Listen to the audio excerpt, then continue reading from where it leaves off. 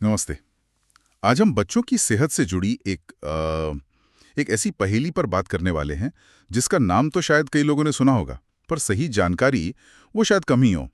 हम बात कर रहे हैं सीलिएक रोग यानी सीलिएक डिजीज की। जी। हमारे पास इंडियन एकेडमी ऑफ पीडियाट्रिक्स की तरफ से माता पिता के लिए कुछ बहुत ही जरूरी दिशा निर्देश हैं, और आज हमारा मकसद है कि इन गाइडलाइंस को एक आसान बातचीत में बदला जाए। बिल्कुल, ताकि हर कोई इसे समझ सके। हाँ, मतलब इस बीमारी का क्या और क्यों, और सबसे जरूरी इसके साथ एक अच्छी और सेहतमंद जिंदगी कैसे जी जाए, इन सब पर बात करेंगे।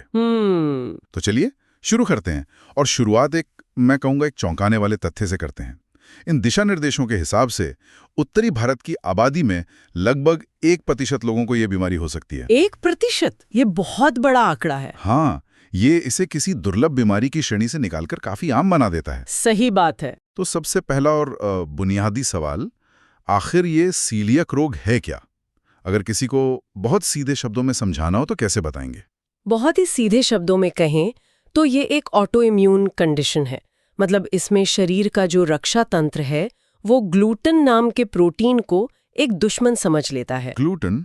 ये वही प्रोटीन है जो गेहूं में होता है? हाँ, गेहूं, जौ और राई, इन अनाजों में ये मुख्य रूप से पाया जाता है। तो जब सीलियक रोग से पीड़ित कोई बच्चा मान लीजिए रोटी या पास्ता खाता है, तो उसका इम्यून सिस्टम गलती से अपनी ही छोटी आंत पर हमला करने लगता है। अच्छा, मतलब शरीर का डिफेंस सिस्टम ही खुद के शरीर को नुकसान पहुंचा रहा है। जी बिल्कुल। पर ऐसा होता क्यों है? क्या ये किसी की गलती से होता है? नहीं, और ये जानना माता पिता के लिए बहुत जरूरी है।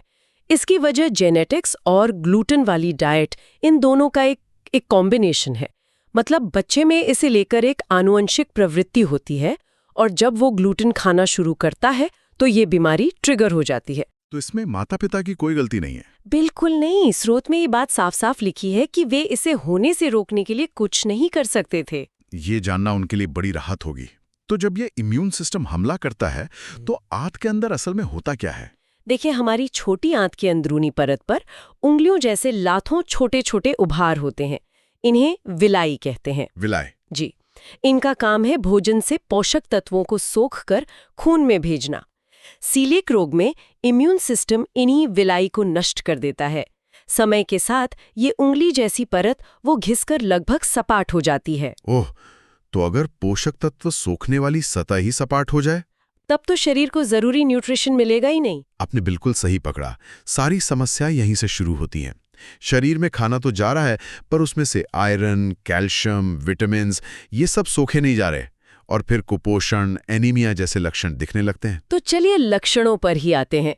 भारत में बच्चों में इसके क्या आम लक्षण देखे जाते हैं? भारत में इसके जो क्लासिक लक्षण हैं वो काफी स्पष्ट है। जैसे हाँ। लंबे समय तक दस्त लगना, हाँ। बच्चे का वजन और कद बिल्कुल ना बढ़ना, पेट हमेशा फूला फूला सा दिखना, और खून की कमी जिसे हम एनीमिया कहते हैं। हाँ। साथ में पेट दर्द या मुंह में बार बार छाले होना भी आम है। और ये किस उम्र में पता चलता है? आमतौर पर ये लक्षण तब दिखने शुरू होते हैं जब बच्चा 1 से 3 साल का होता है। मतलब जब वो रोटी या सूजी खाना शुरू करता है। लेकिन स्रोत ये भी कहता है, और ये बात मुझे काफी चौंकाने वाली लगी, कि 50% से ज्यादा मामलों में लक्षण इतने सीधे नहीं होते। हाँ, और यही इस बीमारी की सबसे बड़ी चुनौती है। मतलब बच्चा पेट दर्द की शिकायत नहीं कर रहा, लेकिन समस्या अंदर ही अंदर बढ़ रही है।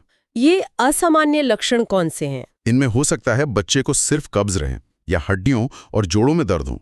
कुछ बच्चों में प्यूबर्टी यानी यौवन आने में देरी हो जाती है, या फिर दांतों के एनेमल में कोई समस्या दिखती है। ये तो ऐसे लक्षण हैं जिन्हें कोई आसानी से पेट की बीमारी से जोड़ेगा ही नहीं।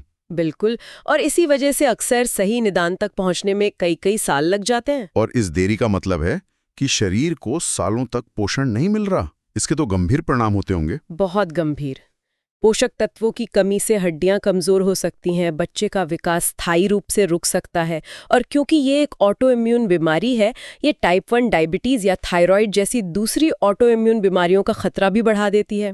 तो अगर परिवार में किसी और को ये बीमारी है तो क्या खतरा बढ़ जाता है? जी हाँ, अगर माता पिता या भाई बहन को ये बीमारी है तो बच्चे में इसका खतरा 10% तक बढ़ जाता है। इसलिए स्क्रीनिंग जरूरी हो जाती है। ठीक है, तो मान लीजिए एक माता पिता को बच्चे में लक्षण दिखते हैं, वो डॉक्टर के पास जाते हैं, तो डॉक्टर कैसे पता लगाते हैं कि ये सीलियाक रोग ही है? क्या कोई आसान सा ब्लड टेस्ट है? हाँ, पहला कदम एक ब्लड टेस्ट ही है। इसे शॉर्ट में TTG IgA कहते हैं। TTG IgA। जी, ये खून में उन एंटीबॉडीज के स्तर को मापता है जो ग्लूटेन के रिएक्शन में शरीर बना रहा है। अगर ये टेस्ट पॉजिटिव आता है तो सीलियक रोग होने की मजबूत संभावना होती है।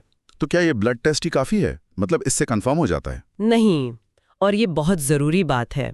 ये टेस्ट सिर्फ एक इशारा है, पक्की पुष्टि नहीं। अच्छा। हाँ, स्रोत साफ कहता है कि भारत में पेट के इन्फेक्शन जैसी कुछ और स्थितियों में भी ये टेस्ट गलत तरीके से पॉजिटिव आ सकता है। तो फिर पक्की पुष्टि वो कैसे होती है? वो होती है एंडोस्कोपी और बायोप्सी से। बायोप्सी, ये शब्द सुनते ही कई माता पिता घबरा जाते हैं। हाँ, ये डर बहुत स्वाभाविक है, लेकिन स्रोत इस बारे में आश्वस्त करता है कि ये एक बहुत ही सरल और सुरक्षित प्रक्रिया है। इसमें डॉक्टर एक पतली ट्यूब से, जिस पर कैमरा लगा होता है, छोटी आंच से ऊतक का एक बहुत ही छोटा सा नमूना लेते हैं। और बच्चे को दर्द होता है? नहीं, बिल्कुल नहीं। ये हल्की बेहोशी में की जाती है, बच्चे को कुछ भी महसूस नहीं होता और इसमें 10 मिनट से भी कम समय लगता है। ये जानना जरूरी था।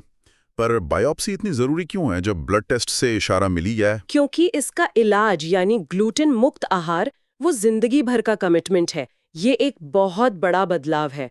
तो इस रास्ते पर चलने से पहले 100% निश्चित होना जरूरी है। बायोप्सी से मिली पुष्टि वो माता पिता को मानसिक रूप से मजबूती देती है कि वो जो कर रहे हैं वो बिल्कुल सही है। यहाँ एक और सवाल है। मान लीजिए किसी ने डॉक्टर से मिले बिना ही बच्चे का ग्लूटेन बंद कर दिया, फिर वो जांच के लिए जाते हैं, तब क्या होगा? ये एक बहुत ही जरूरी बात है। सारी जांच, चाहे ब्लड टेस्ट हो या बायोप्सी, वो तभी सही नतीजे देगी जब बच्चा ग्लूटेन वाला सामान्य आहार ले रहा हो। अच्छा। जी, अगर ग्लूटेन मुक्त आहार पहले ही शुरू कर दिया तो आंत ठीक होने लगती है, एंटीबॉडी का स्तर कम हो जाता है और रिपोर्ट गलत तरीके से नेगेटिव आ सकती है और सही निदान कभी हो ही नहीं पाएगा।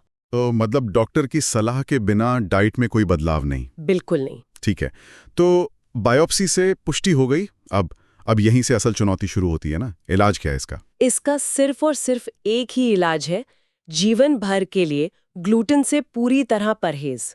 कोई दवाई नहीं, कोई शॉर्टकट नहीं, बस एक सख्त ग्लूटेन मुक्त डाइट। जब हम कहते हैं ग्लूटेन मुक्त, तो मतलब क्या क्या छोड़ना है? गेहूं यानी रोटी, मैदा तो साफ है, और क्या? मुख्य रूप से 3 अनाज हैं, गेहूं और उससे बनी हर चीज, मतलब मैदा, सूजी, दलिया, सब कुछ। दूसरा है जौ यानी बार्ले, और तीसरा है राय यानी राय। राय मतलब सरसों वाली राय नहीं, और ये एक बहुत ही आम उलझन है। अंग्रेजी वाला राय एक अलग अनाज है जो विदेशों में मिलता है। हमारी सरसों वाली राय पूरी तरह सुरक्षित है। लोग अक्सर गलती से उसे भी बंद कर देते हैं। ये तो सच में एक दिलचस्प कंफ्यूजन है। और ओट्स के बारे में क्या जय? ओट्स वैसे तो ग्लूटेन मुक्त होते हैं, लेकिन क्या है कि उनकी कटाई और प्रोसेसिंग उन्हीं मशीनों पर होती है जहां गेहूं भी होता है, तो उनमें मिलावट का बहुत ज्यादा खतरा रहता है। इसलिए जब तक पैकेट पर सर्टिफाइड ग्लूटेन फ्री न लिखा हो, उनसे बचने की सलाह दी जाती है। तो क्या नहीं खाना है की लिस्ट तो है, पर अच्छी खबर यह है कि क्या खा सकते हैं उसकी लिस्ट शायद ज्यादा लंबी होगी। हाँ, और यही सकारात्मक पहलू है जिस पर ध्यान देना चाहिए। खाने के लिए बहुत कुछ है।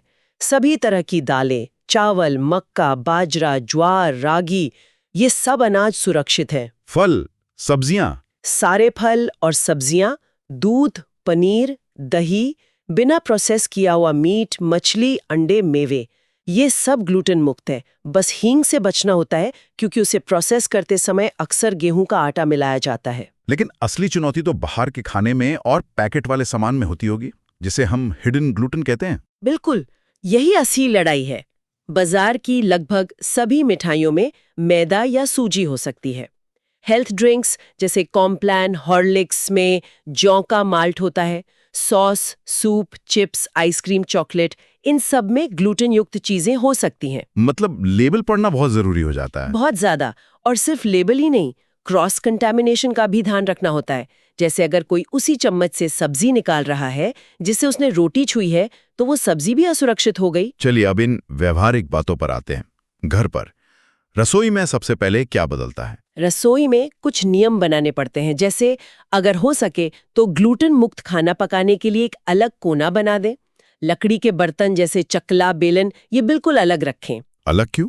धोकर इस्तेमाल नहीं कर सकते? लकड़ी में ग्लूटेन के कण फंस सकते हैं जो धोने से भी नहीं निकलते, इसलिए वो अलग ही होने चाहिए।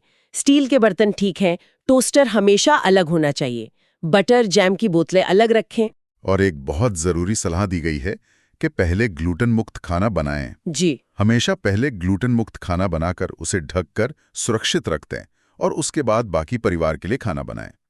इससे मिलावट का खतरा खत्म हो जाता है। ये तो हुई घर की बात, लेकिन बच्चे स्कूल जाते हैं, पार्टियों में जाते हैं, उसे कैसे संभालें? ये तो बच्चों के लिए सामाजिक रूप से भी मुश्किल होता होगा। हाँ, ये एक बड़ा मनोवैज्ञानिक पहलू है। बच्चे को उसकी उम्र के हिसाब से प्यार से समझाना जरूरी है कि कुछ चीजें खाने से उसका पेट दर्द होता है। उसे विलेन बनाने के बजाय एक तथ्य की तरह बताना। बिल्कुल, स्कूल में टीचर को बताना बहुत जरूरी है। आप टीचर के पास या बच्चे के बैग में कुछ ग्लूटेन मुक्त स्नैक्स रखवा सकते हैं। पार्टियों या शादियों में या तो मेजबान को पहले बता दें, या सबसे अच्छा है कि घर से बच्चे का खाना साथ ले जाएं। यहाँ एक और उलझन को साफ करना जरूरी है। कई लोग सीलियाक रोग को गेहूं से होने वाली एलर्जी समझ लेते हैं। इन दोनों में क्या फर्क है? ये फर्क समझना बहुत जरूरी है। गेहूं से एलर्जी किसी भी दूसरी फूड एलर्जी की तरह है। इसमें इम्यून सिस्टम तुरंत प्रतिक्रिया करता है, जिससे रैश या सूजन जैसे लक्षण आ सकते हैं। ये एंटी एलर्जी दवाओं से ठीक हो जाता है। और सीलियाक रोग? सीलियाक रोग एक ऑटो इम्यून बीमारी है जो स्थायी है और धीरे धीरे आंत को नुकसान पहुंचाती है। इसका असर लंबे समय तक रहता है, इसीलिए इसमें जरा सा भी ग्लूटेन हानिकारक है और इतनी सख्ती जरूरी है। और इससे पूरी प्रक्रिया का परिवारों पर भावनात्मक असर भी तो पड़ता होगा। हाँ, शुरुआत में मेरे बच्चे के साथ ही क्यों वाली भावना आती है, लेकिन यहीं पर सपोर्ट ग्रुप्स की भूमिका बहुत अहम हो जाती है। व्हाट्सएप ग्रुप्स जैसे प्लेटफॉर्म्स जहां परिवार एक दूसरे से रेसिपी और अनुभव साझा करते हैं, बहुत मददगार साबित होते हैं। तो एक बार डाइट शुरू हो गई तो क्या काम खत्म, या इसके बाद भी डॉक्टर से मिलते रहना जरूरी है?